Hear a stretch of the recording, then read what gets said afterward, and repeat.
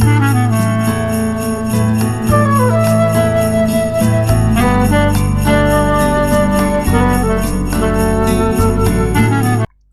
श्री गुरुवे नमः। ओम श्री गुरुवे नमः। ओम श्री गुरुवे नमः। अवेकनिंग इनर सेल्फ चैनल पर आप सभी मित्रों का आज की चर्चा में मैं स्वागत करता हूं। आदरणीय मित्रों, बड़ी छोटी सी चर्चा आज आपके समक्ष मैं करने जा रहा हूं। शिव संहिता में भगवान शिव ने माता पार्वती को पंचम सूत्रों में जब योग सूत्रों की चर्चा कर रहे थे, 35, 36, 37 नंबर श्लोक में बड़ी महत्वपूर्ण बात कही है जो हमारे काम आ सकती है। आदरणीय मित्रों, माता पार्वती की बड़ी अनुकंपा है समस्त मनुष्य जाति पर। भगवान शिव के द्वारा रचित यह 3 बहुत ही महत्वपूर्ण ग्रंथ हैं, शिव संहिता, विज्ञान भैरव तंत्र और शिव सवरोध्याय विज्ञान। इन तीनों ग्रंथों में जितने सूक्ष्म भेद छिपे हैं और जितना भी उन तीनों ग्रंथों को जितनी बार भी आप अध्ययन करेंगे, इतने सूक्ष्म भेद इन तीनों ग्रंथों में छिपे हैं जिसका कोई पार नहीं है। माता पार्वती ने भगवान शिव से मनुष्य जीवन में, चाहे वह सांसारिक हो, आध्यात्मिक व्यक्ति हो या सांसारिक व्यक्ति हो, योगी हो, महायोगी हो, ऋषि हो, मुनि हो, मनीषी हो, सबके लिए बड़े सूक्ष्म सूत्रों को भगवान शिव से कहलवा दिया है। आदरणीय मित्रों, हमारे गृहस्थ जीवन में हम किसी भी प्रकार के दुर्भिक्ष में ना पड़ जाएं, जीवन में हर प्रकार से सुभिक्ष घटे और अंत में हम अपने सांसारिक जीवन को सुचारू रूप से जीते हुए अंतिम लक्ष्य जो परमपिता परमात्मा को धन्यवाद देना है कि उसने हमें यह अनमोल जीवन दिया और इस जीवन में नाना प्रकार के स्वादिष्ट फल, स्वादिष्ट भोजन और पूरी प्रति का नृत्य और गान हम सुन सकें, भोग सकें, ऐसी हमें इंद्रियां प्रदान की और हमने उन सभी इंद्रियों का जीवन पर्यंत सभी रूपों में लाभ लिया और अब इस शरीर को विदा करने का समय आ गया तो परमात्मा को धन्यवाद दे सके। ये सारे सूत्र भगवान शिव ने माता पार्वती को इन तीनों ग्रंथों में विस्तार से कहे हैं। 35 नंबर सूत्र में भगवान शिव माता पार्वती को कह रहे हैं कि हे देवी, यात्रा काले विवाहे च शुभे कर्मणि संकटे पाप अक्षय पुण्य वृद्धो प्रतीकोपासनम चरेत। कह रहे हैं कि जब विवाह का समय हो या किसी यात्रा पर आप निकल रहे हों या कोई शुभ कर्म करने की तैयारी कर रहे हों या कोई पाप कर्म आपसे हो गया हो, उससे अक्षय चाहते हो, मुक्ति चाहते हो, वैसे सभी कर्मों को करने से पहले यदि प्रतीकोपासना का अभ्यास कोई साधक करे तो इन सभी कार्यों में साधक को 100% सफलता प्राप्त होती है। आदरणीय मित्रों, अब यह प्रतीकोपासना क्या है? प्रतीकोपासना एक विधि है अपने भीतर प्रतीक रूप में उस परमपिता परमात्मा को की छवि को देखने की। सबसे पहले हम प्रतीक रूप में अपने मनस पटल पर उस परमपिता परमात्मा की छवि को देखने का प्रयास करते हैं। उसके बाद धीरे धीरे हमें परमपिता परमात्मा के साक्षात्कार होने लगते हैं सच में ही। उसकी भगवान शिव ने 37 नंबर सूत्र में विधि भी बताई है, उस पर भी मैं चर्चा करूंगा। परंतु उस विधि पर चर्चा करने से पहले हमें यह समझ लेना अनिवार्य है कि प्रतीकोपासना करने से हमारी यात्रा मंगलमय कैसे हो सकती है। हम किसी भी कार्य की शुरुआत करते हैं तो उस कार्य में शुभत्व हमारे साथ कैसे घट सकता है। भगवान शिव इस सूत्र में यह क्या कह रहे हैं कि यदि हम भीतर प्रतीक रूप में भगवान का स्मरण करें एक विशेष विधि से प्रतीकोपासना यानी कि भगवान के प्रतिबिंब की उपासना करें भीतर, तो हमारे दैनिक जीवन में कैसे सुभिक्ष घट सकता है। आदरणीय मित्रों, जो विधि भगवान शिव ने आगे बताई है प्रतीकोपासना की, उसी अभ्यास को हठ योग प्रदीपिका में षणमुखी मुद्रा के नाम से प्रचार में लाया गया है। परंतु यह षणमुखी मुद्रा जो हठ योग प्रदीपिका में प्रचार में लाई गई है, वह प्राचीन काल में भगवान शिव ने माता पार्वती को कही थी। यदि हम षणमुखी मुद्रा का अभ्यास करते हुए प्रतीकोपासना भीतर करते हैं तो एक घटना घटती है। वह घटना यह घटती है कि हमारी समस्त इंद्रियें और समस्त कर्मेंद्रियें कुछ पल के लिए हमारे वश में होती है। और जब कुछ पल के लिए हमारा वश होता है हमारी कर्मेंद्रियों पर और हमारी इंद्रियों पर, वैसी अवस्था में हमारे भीतर ऊर्जा के तल बदलते हैं, हमारा विचार बदलता है, सोच बदलती है और हमारी बुद्धि में तीव्रता आती है, जिस तीव्रता के कारण हम किसी भी कार्य को फिर सफलतापूर्वक कर लेते हैं। जो भी शुभ कर्म हम कर रहे हैं, जो भी कार्य हम कर रहे हैं, जब हमारी बुद्धि तीव्र हो जाती है, हम सूक्ष्मता से उन सभी भेदों को जानने लगते हैं, जिन भेदों को जानकर हमें किसी भी कार्य में दुर्भिक्ष नहीं मिलता, सुभिक्ष ही घटेगा। चूंकि सुभिक्ष और दुर्भिक्ष सब ऊर्जा के खेल है। जैसे किसी पहाड़ पर किसी संकीर्ण पगडंडी के माध्यम से आप यात्रा कर रहे हो और थोड़ा सा भी आपका पैर बैलेंस खो दे, जहां रखना है वहां ना रखा जाए, तो कितनी गहरी घाटी में आप एक छोटी सी चूक के कारण चले जा सकते हैं। उसका अंदाजा पथिक को पूरी तरीके से होता है जब वह किसी पहाड़ की चोटी पर संकीर्ण पगडंडी से यात्रा कर रहा हो। थोड़ी सी भी चूक हुई, जीवन लीला समाप्त हुई। आदरणीय मित्रों, जब हम भगवान शिव के द्वारा कहे हुए इस सूत्र के माध्यम से अपने भीतर प्रतीकोपासना का अभ्यास करते हैं और फिर किसी कार्य की शुरुआत करते हैं, तो कुछ क्षण के लिए भी भगवान शिव आगे इस श्लोक में कहते हैं कि यदि दो क्षण के लिए भी वह साधना सफल हो गई भीतर, फिर आप जो भी कार्य करेंगे उसमें आपको सफलता ही मिलेगी। क्यों मिलेगी? क्योंकि आपके पास एक ऐसा होश का दिया जग गया, आपके पास एक ऐसा होश का धागा आपकी पकड़ में आ गया, जिसके सहारे चलकर आप सीधे सीधे उस संकीर्ण पगडंडी से यात्रा कर लेंगे। पैर फिसलने की गुंजाइश 100% समाप्त हो गई। उन सारे भेदों को आपने जान लिया सूक्ष्म तल पे, जो किसी भी कार्य को करने के लिए जानना जरूरी था। नहीं जानते तो हानि हो सकती थी।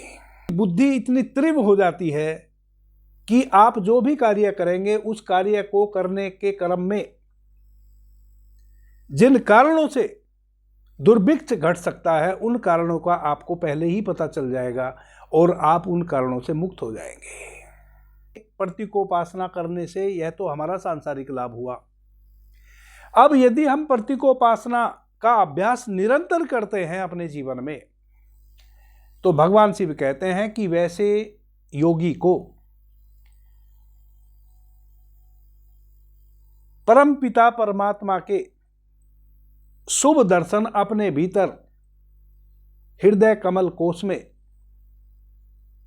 निरंतर होने लगते हैं। जो मनुष्य की अंतिम परिणति है परमात्मा को धन्यवाद देना, इस बात के लिए कि उसने हमें इस समस्त प्रकृति का आनंद उठाने के लिए मनुष्य का शरीर दिया और मनुष्य शरीर में सभी वह इंद्रियां और कर्मेंद्रियां दी जिनके माध्यम से हम प्रकृति का आनंद उठा सकते हैं। आदरणीय मित्रों, इस नंबर सूत्र में भगवान शिव कह रहे हैं, निरंतरा कर्ता अभ्यासादंतरे पश्यति ध्रुवम मुक्ति मवापमोन्नति योगी नियत मानस है। अर्थात यदि निरंतर रूप से योगी प्रतिकोपासना का अभ्यास करेगा, धीरे धीरे प्रतिबिंब रूप में परमपिता परमात्मा भाषित होने लगेगा, परमात्मा का साक्षात्कार होने लगेगा और वैसा योगी अंततः मोक्ष को उपलब्ध हो जाएगा। मोक्ष का मतलब है इस आवागमन से, इस मृत्यु लोक से उसका छुटकारा हो जाएगा। वह चाहेगा तो इस मृत्यु लोक में वापस अपनी स्वेच्छा से जन्म लेगा, नहीं चाहेगा तो इस जन्म मरण के खेल से वह मुक्त हो जाएगा। 35 नंबर सूत्र में भगवान शिव वह विधि बता रहे हैं जिस विधि के माध्यम से आप प्रतिकोपासना का अभ्यास कर सकते हैं, जो कि मैंने कहा इसी अभ्यास को षणमुखी मुद्रा नाम देकर हठ योग प्रदीपिका के ऋषियों ने बड़ा विस्तार दिया है और बड़ा षणमुखी मुद्रा का गुणगान किया है। भगवान शिव कह रहे हैं कि अपने दोनों अंगूठों को अपने कान में लगा लें, अपने कानों को अपने दोनों अंगूठों के माध्यम से बंद कर लें। अंगुष्ठा भयामुभे श्रोत्रे तर्जनी भयाम द्विलोचने असारंध्रे च मध्याभयाम नामाभ्याम दृढ़म। कह रहे हैं कि अपने दोनों अंगूठों से अपने श्रवणेंद्रिय को, अपने कानों को बंद कर लीजिए। अपनी दोनों हाथों की तर्जनी उंगली से अपनी आंखों को बंद कर लीजिए और अपने हाथों की मध्यमा उंगलियों से अपनी नासिका को बंद कर लीजिए और अपनी दोनों अनामिकाओं से अपने मुखमंडल को, दोनों अनामिकाओं से अपने मुखमंडल को दृढ़ता से बंद कर लीजिए। हठ योग प्रदीपिका में इसी को कहा है षणमुखी मुद्रा। आदरणीय मित्रों, बड़ी अद्भुत यह मुद्रा है। उसके बाद भगवान शिव कहते हैं, निरुध्य मारुतम योगी यदेव कुरुते भ्रशम तदा लक्षणमात्मानम ज्योति रूपम स पश्यति। इस प्रकार से षणमुखी मुद्रा का अभ्यास, भगवान शिव ने षणमुखी मुद्रा नाम नहीं दिया है इस मुद्रा को। भगवान शिव ने तो बताया है कि कैसे अभ्यास करना है। षणमुखी मुद्रा नाम तो हठ योग प्रदीपिका के ऋषियों ने दिया है। यहां इस सूत्र में भगवान शिव कह रहे हैं कि जो योगी इस प्रकार अपने 6 द्वारों को बंद करके वायु को भीतर रोककर अभ्यास करता है, उसके हृदय आकाश में ज्योति स्वरूप आत्मा का प्रकटीकरण होता है, या कहें कि उसको अपने हृदय कमल कोश में ज्योति स्वरूप आत्मा का दर्शन होता है, जो शिव है। इसी को कहते हैं आत्म दर्शन हो गया, इनलाइटेड हो गया व्यक्ति, आत्म दर्शन को उपलब्ध हो गया, स्वयं को जान लिया। वापस से इसको समझते हैं कि यह मुद्रा हमें करनी कैसे है। इसी को भगवान शिव ने प्रतिकोपासना कहा है। अपनी 6 इंद्रियों को बंद करके श्वास को भीतर भर के रोक के अपने हृदय कमल कोश में प्रतीक रूप में उस परमपिता परमात्मा का दर्शन करना। और जैसे ही आप पहले ही दिन इस क्रिया को करते हैं, तैसे ही आपके भीतर ऊर्जा के तल बदलते हैं।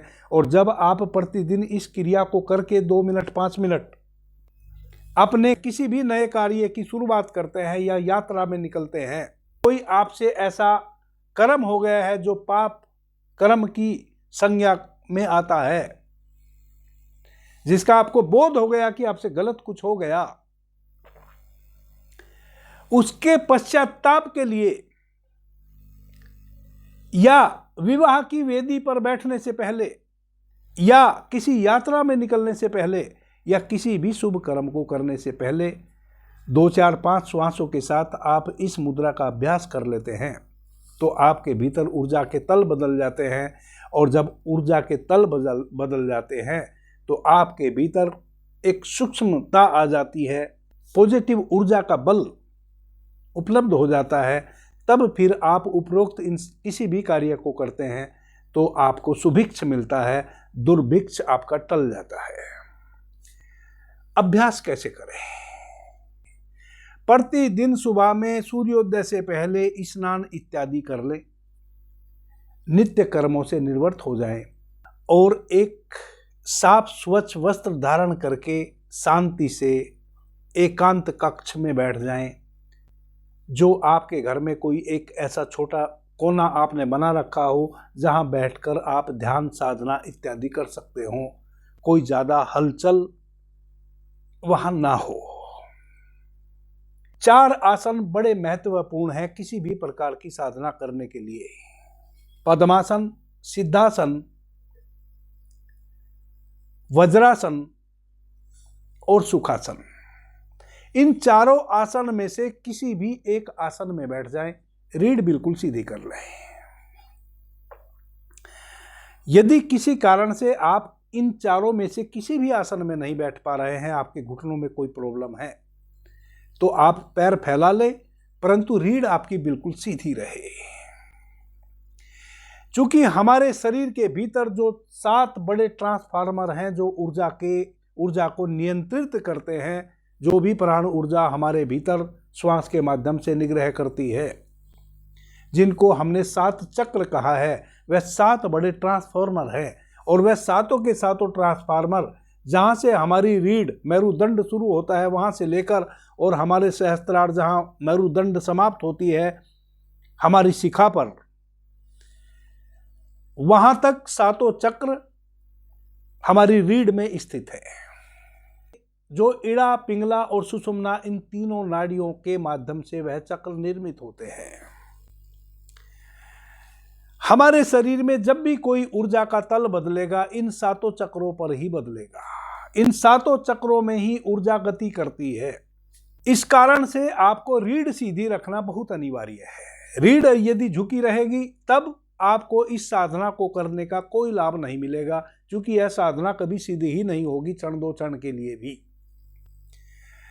तो पहले तो कोशिश करें कि उन 4 आसनों में से किसी एक आसन का कुछ दिन अभ्यास कर लें। अभ्यास करना उसको कहते हैं कि आप किसी भी समय जब भी आपको मौका मिले उस आसन में 2 मिनट, 5 मिनट, 10 मिनट बैठने की कोशिश करें, जो आसन आपको इन 4 आसन में से प्रिय है।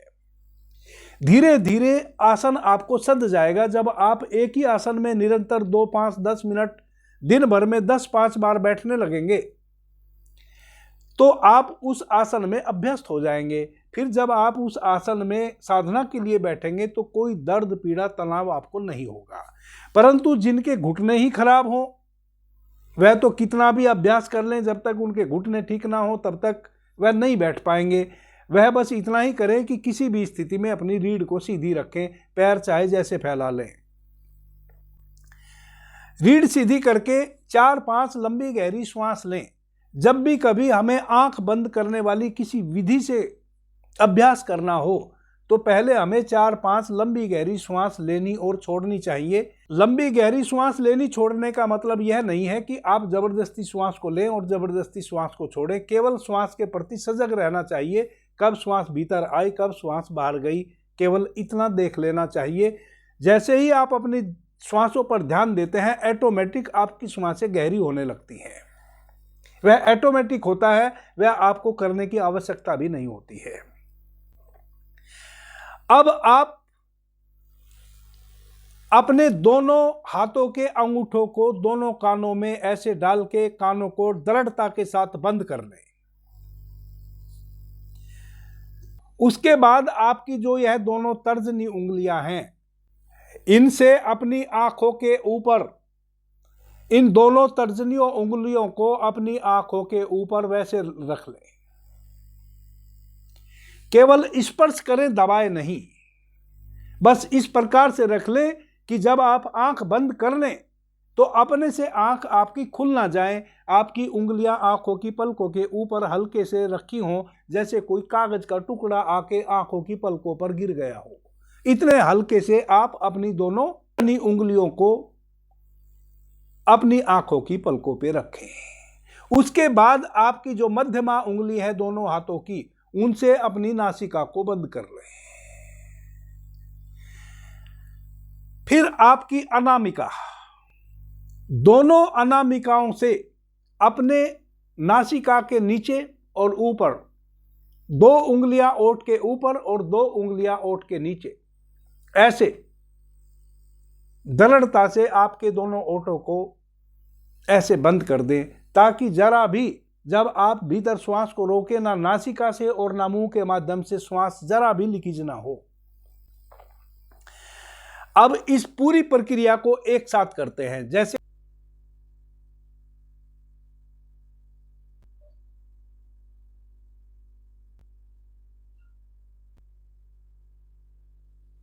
द्वारों को बंद कर लिया, 6 द्वारों को बंद करके अपनी मध्यमा उंगली को धीरा थोड़ा सा ढीला करें नासिका पर से और श्वास को धीमी गति से भीतर भरे। श्वास को धीमी गति से भीतर भर के श्वास को रोके, वापस से अपनी नासिका को पूरा टाइट बंद कर ले मध्यमा से। अब आपने श्वास नासिका के माध्यम से भीतर ले ली और नासिका के द्वार को वापस से अपनी मध्यमा से बंद कर लिया।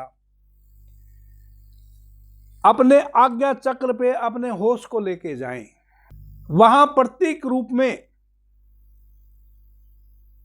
आप परमात्मा के दर्शन करें। भगवान शिव की जो पिंडी है, भगवान शिव का जो शिवलिंग है, वैसा एक शिवलिंग अलग अलग रंग में आपको अपने आज्ञा चक्र पे दृश्यमान हो रहा है।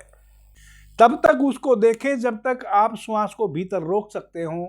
जब श्वास को आप भीतर ना रोक सकते हो, नासिका के छिद्रों को, मध्यमा उंगली को थोड़ा ढीला कर दें और नासिका के छिद्रों से श्वासों को वापस से बाहर चली जाने दें। फिर धीमी गति से श्वास को वापस भरें और मध्यमा से वापस बंद कर लें और श्वास को रोकें।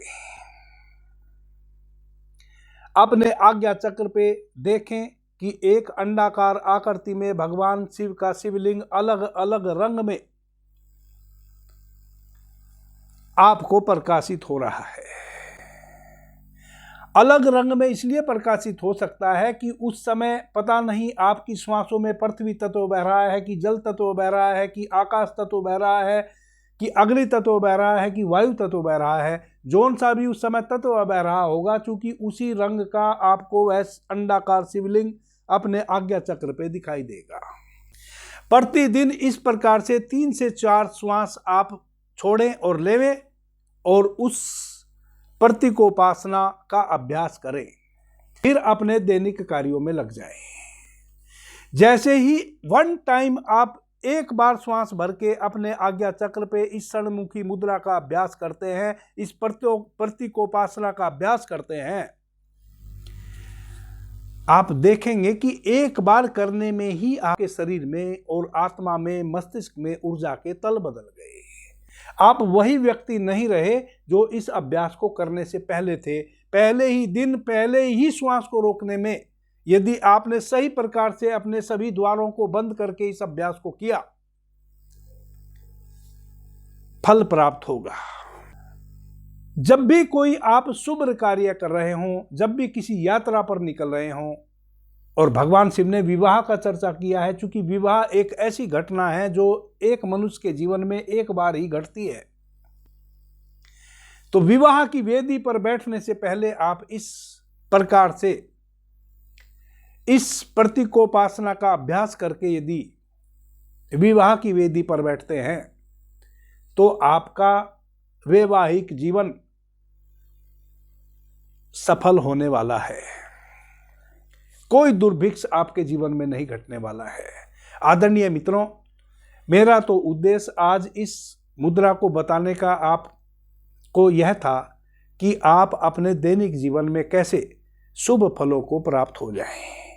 बाकी भगवान शिव का उद्देश्य केवल इतना नहीं है। भगवान शिव का उद्देश्य तो मनुष्य मात्र के लिए यह है कि आप इस प्रतीकोपासना का अभ्यास करते हुए एक दिन आपके आज्ञा चक्र में वह जो भगवान शिव का प्रतीक रूप में आकार शिवलिंग के दर्शन आपको हो रहे हैं, वही शिवलिंग के दर्शन होते होते आप आत्म केंद्रित हो जाएं, अपने हृदय कमल कोश में स्थित हो जाएं